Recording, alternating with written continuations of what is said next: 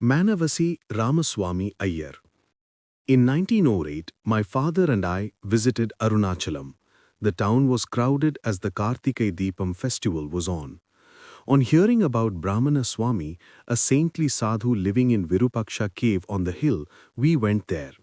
When we reached the cave, a person at the entrance stoutly refused us permission to go in and see the Swami. I challenged his authority to deny us permission. Fortunately, the Swami came out just then. I was thrilled to see him. Something inside me made me appeal for relief from the physical ailments and mental anguish that were constantly troubling me. The Swami replied, "I am neither a medical doctor nor a soothsayer," and started walking away. Not giving up, I followed him and retorted, "I came to you hearing about your great spiritual attainment. Maybe I am not destined to find relief." The Swami suddenly stopped walking, turned to me, and looking at me with piercing eyes said, "Develop an attitude of accepting such challenges with inner determination. Nothing can shake you." Then he raised his right hand in blessing. I felt pure rays of light emanating from it and enveloping me. This filled me with the confidence to accept challenges in the future with the attitude that the higher power will assuredly protect me. This remarkable devotee was Manavasi Ramaswami Iyer. Born with a challenging nature, he never accepted no as an answer ever in his life. It was this innate quality of his that Bhagavan strengthened in their very first meeting. As spiritual seekers, physical challenges in the form of illness and mental challenges in the form of doubts are sure to assail us in life. Two things are important.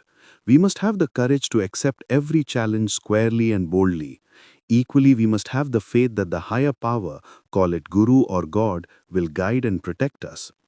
That visit of Iyer was very significant for him. He had come just as a visitor, but when he got down from the hill, the four towers of the temple, the sacred mountain, and the sage residing there with his unmistakable spiritual power impressed him so much that he decided to shift his residence and stay there permanently. He started visiting Bhagwan every evening, staying with him at night. There were only one or two people with Bhagwan then, and so there were no restrictions. Coming to know of Iyer's interest in music, Bhagavan taught him the nuances of how to compose kritis, a form of lyric. It was the beginning of a different kind of puppet show. In a normal puppet show, the puppeteer pulls the strings to make the puppet dance to his tunes. In this puppet show, the master pulled the strings, resulting in Iyer not dancing, but composing kritis of remarkable musical value, bringing out the greatness of Bhagavan and Bhagavan's teaching. After work one day, Iyer came as usual to Virupaksha cave and asked Bhagavan in English, "Swami, Jesus Christ, the Buddha and other sages came to the world to redeem the sinners. Is there hope for me?"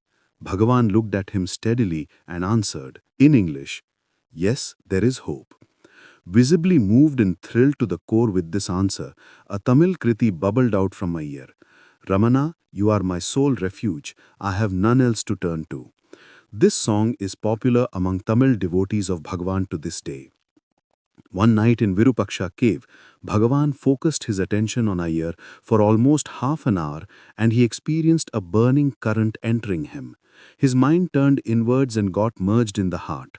For the first time, he understood that Bhagavan was not just an ascetic Swami but a spiritual dynamo. This spiritual experience gave him implicit faith in Bhagavan.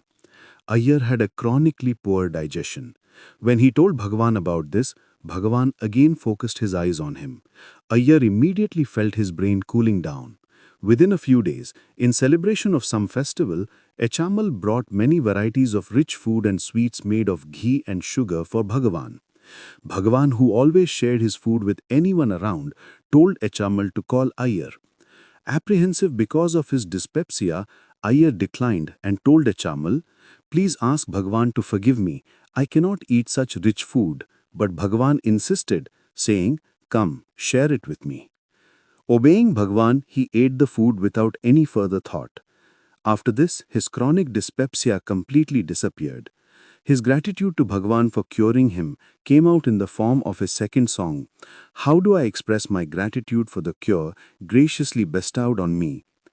His family, who stayed in the town and objected to Iyer spending every night with Bhagavan, heard about this miracle and started reposing faith in Bhagavan.